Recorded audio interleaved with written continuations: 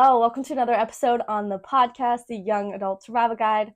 Today we're going to be talking about the episode, which is Automate Your Fitness. Before we get into that, I'd like to share a life update, basically just the gist of what's going on with me. Lately, I've really slowed down. I like to jam-pack my schedule most of the time and just do the most. And right now I'm in a place where I just need to slow down and be very intentional about how and where I spend my time. This weekend, I'm going on a hike, and it's going to be like gratitude journal vibes and granola bars and peace, happiness, and just presence. So I'm excited for that. But also, I've really struggled with my sleep. I'm still dealing with that. Have doctor's appointments. I'm trying to sort through that. Hence the reason why I'm trying to slow down. But other than that, can't complain. Life is good, and I have a lot to be grateful for. So that is the most important thing.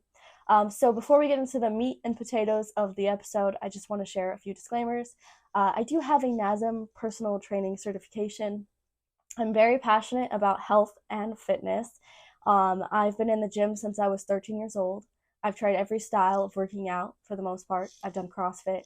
I have done yoga, Pilates, and boot camp classes, and general fitness classes, and lifting weights, and strength training, body weight training, P90X, all the things. But I have some tips and things I really want to share, but it's going to be super general because I firmly believe that not everything is for everyone. There's not one size fits all. So I'm going to share some general tips that hopefully will help you though. So I have 3 tips. We'll just go right into it. The first tip is you should ask yourself the question, what forms of movement will bring me peace and joy? So many times we ask ourselves the question, like, what's going to give me the best results the fastest? What's going to make me lose 10 pounds so I can look good in a bikini? Or it's always like from that place. But you really want to ask yourself, what is that movement that I'm going to want to go and do more often? It's movement at the end of the day. What's going to excite me, and it's what's going to be sustainable for me and that I'm going to like doing. It's different for everybody. And what really works for me is soccer, weight training, dancing, and using the treadmill on incline. Before, with the treadmill, for instance, I'm doing incline right now, but before I was trying to go really, really fast and like be out of breath, and it's really good for getting your heart rate up and building your cardiovascular endurance, all the things. That's great. But number one, doing steady state cardio is it creates a fat burning zone, which enables you to burn fat, which I have some of those goals to burn fat as opposed to burn carbs. But the other thing is, with the incline treadmill, I've really incorporated what's called like habit stacking, where I really enjoy music. So I listen to music while I'm on the treadmill. Not only that, I listen to instrumental music, and I'm really into just being in tune with my emotions. I want to process them. I want to slow down. So I've used that moment and that time to really check in with myself. How are you doing, Hannah? How are you feeling? Why are you feeling that way? And everything's going to be okay. Kind of self-talk and regulating and working through my emotions. The other thing is with soccer. Soccer, number one, is it's competitive, it's fun, it's something I'm passionate about. It brings me to the present moment. And also there's music playing, there's a social aspect. So I'm able to get a lot of other things from that movement. And also it's movement, it's exercise, and it doesn't even feel like exercise, and I want to go and do that often, and I don't really even have to try to force it. The other thing I really love is strength training and weightlifting specifically. I was in the gym since I was 13, and I was a cardio bunny, always going on the different cardio machines. And now, since I was 18, I basically had a personal trainer for a year who taught me how to use the machines, and I gained a kind of confidence with it. It also empowered me to like eat more protein, to eat more food in general, because at one point I struggled with an eating disorder, and I came from an unhealthy mindset towards my body and towards food. But when I weightlifted, I kind of felt more comfortable and confident to eat that protein, to eat more food, and I felt strong. And not only that, still I get to listen to music, and it brings me to the present moment, mind muscle connection. So those are the things that I really enjoy, that I'm motivated and excited to do. They bring me peace and they bring me joy. But that may not be the same for you. You might like jump roping. You might like, I love dancing too. That's like one of the best things for me too. I dance alone, or I go out with friends and dance. It brings me to the present moment, and I just freaking love music. But like I said, anything, yoga, Pilates, whatever it is for you, find that thing that you just freaking love and do that. Don't try to fit yourself into a box of what, oh, this person loves cycling and I should do it. They look great. No, what do you love? So really get down to that. So the next tip I have is know when and where you're going to work out and write it down. So, of course, you need to know, are you going to work out at home? Are you going to work out at a gym, at your apartment gym? Are you going to work out outside, hiking? Whatever that is, figure out where and then when. And the biggest thing I see is that people go to extremes. They either don't work out at all, or they work out way too much, or they feel so overwhelmed because maybe you're a mom and you have a bunch of kids, you have a husband, or maybe you're a college student and you're working full time. Maybe you're like me and you like to jam pack your schedule and you really don't have as much time as you think. Whatever it is, maybe you really enjoy all these other things, and that your hobby, like a serial hobbyist, whatever that is for you. Maybe you only have 10 minutes a day. Maybe you only have 30 minutes a week. Maybe you have only 1 hour every 2 hours a week, whatever that is.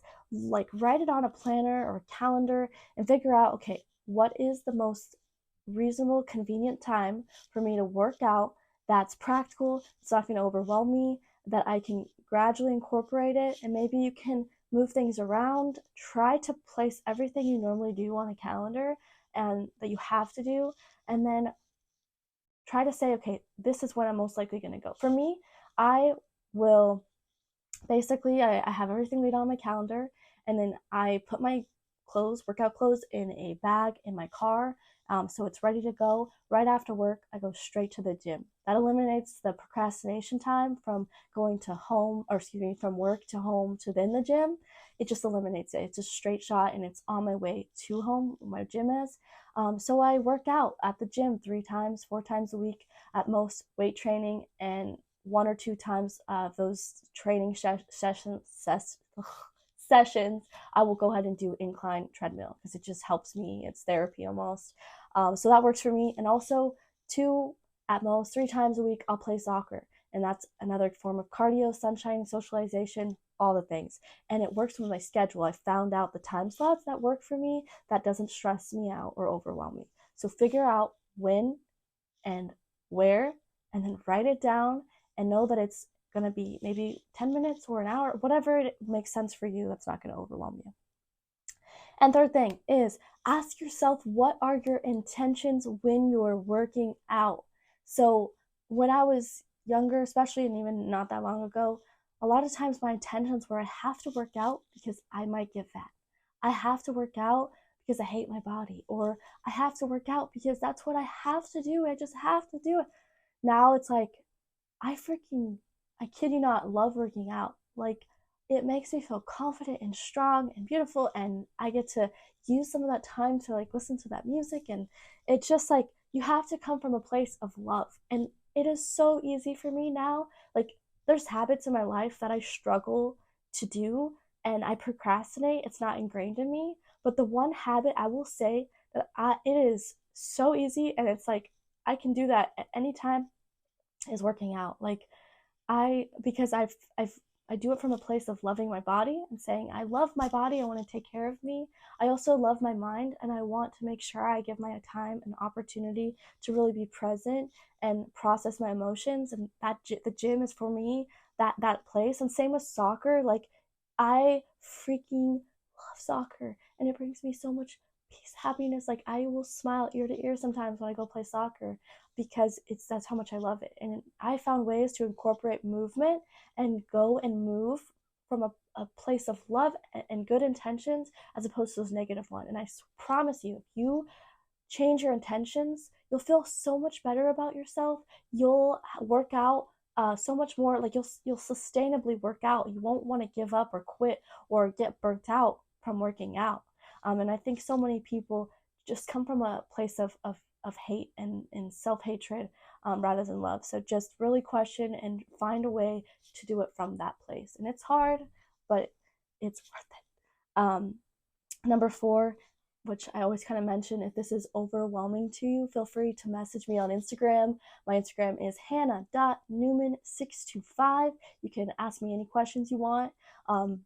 You can also re-listen to this podcast episode as extra motivation. But the big thing is take it day by day, step by step, week to week. Maybe week one, you go ahead and you just ask yourself the question. Ask yourself the question a few times that week. Maybe week two, you get a planner. Week three, you write some things in your planner. Week four, you write more things in your planner. And then you take a look at, like, pencil in when you could work out and how long.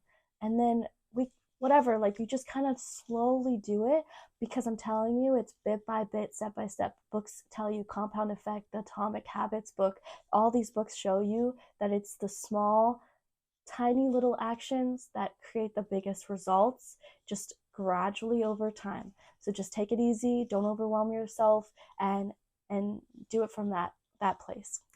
If this episode helped you, please go ahead and leave this a rating. Also share it on your Instagram or your social media and tag me in it. And if you think it'll help a friend, go ahead and share it with them.